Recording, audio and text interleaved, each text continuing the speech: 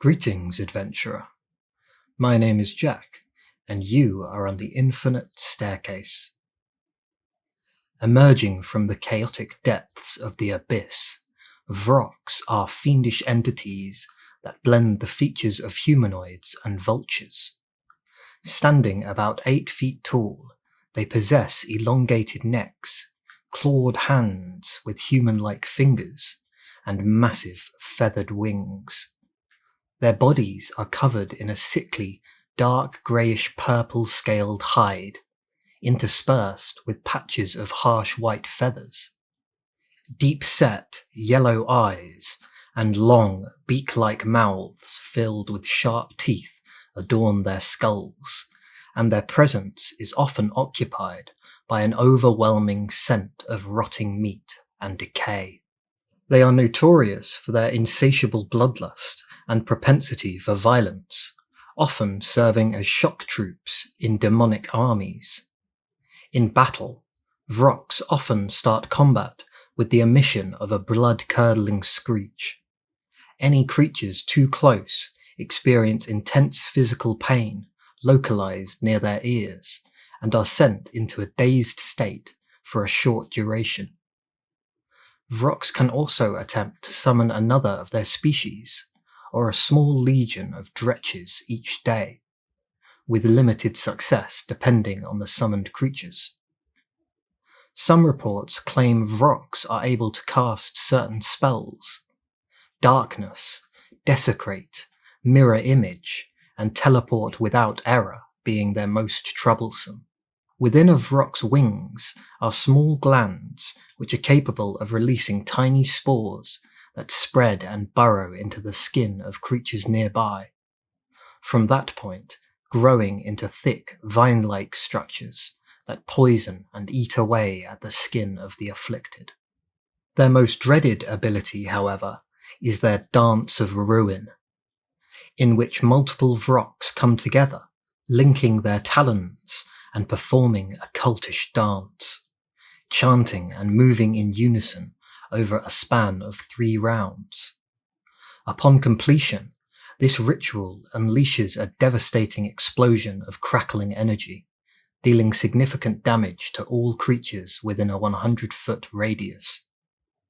The synchronized nature of this dance requires precise coordination among the Vrocks, making it a feared tactic that can turn the tide of battle in their favor. Vrocks often congregate in groups called murders, typically comprising fewer than 8 members.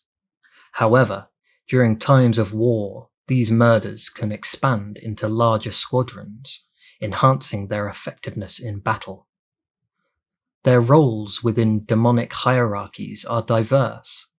They serve as guards, elite assault troops, infiltrators, and covert operatives.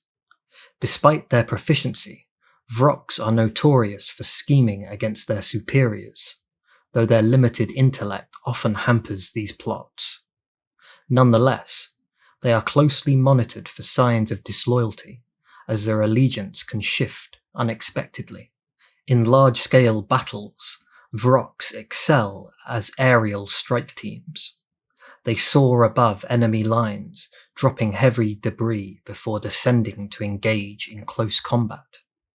Their aggressive nature, however, can lead them into reckless situations, as their desire for carnage often overrides strategic considerations. Within the demonic ranks, Vrocks maintain contentious relationships with certain species. They harbour mutual animosity towards Chasmes, viewing them as rivals in the skies. Additionally, Vrocks feud with Bulezau, competing for dominance as frontline troops. Encounters between these two breeds often result in immediate conflict, unless a common enemy, such as the Beatezu, is present to redirect their aggression. Vrocks possess a unique approach to magic. Individually, they lack the capacity to become wizards, regardless of their intelligence. However, when a group of 5 or more Vrocks collaborates, they can collectively study and cast spells. This communal learning process means that all members must learn a spell before it can be cast, but it grants the group formidable magical prowess, rivaling that of powerful mages. Now to talk about the most notable Vrocks in existence.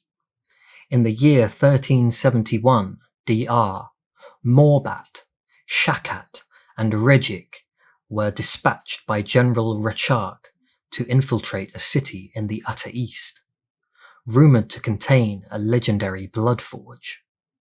During their briefing, Morbat questioned the general's strategy and was brutally punished, leaving Shakat and Regic to proceed without her. Upon reaching the city's outskirts, Shakat utilised his ability to detect magical portals, guiding them past the city's wards.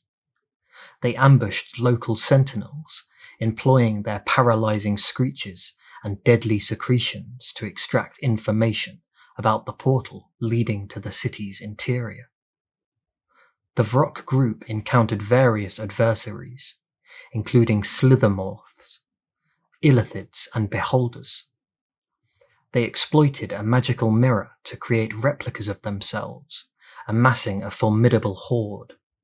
However, their progress was halted by a password-protected portal, preventing access to the Bloodforge. Meanwhile, a group of paladins approached the portal with the necessary password. A fierce battle ensued between the paladins and the demonic forces. Despite their initial advantage, the Vrocks were ultimately outmaneuvered. The paladins used the magical mirror to create decoys, allowing the real heroes to launch a surprise attack. Defeated, Shakat and Regic retreated back to the Abyss, where they faced General Rechark's wrath for their failure. I hope the knowledge you gained helps you on your travels. If you liked your time here, I've left a box for any feedback near the door, along with a handy device to alert you when I'm ready to discuss more creatures. Safe travels, adventurer.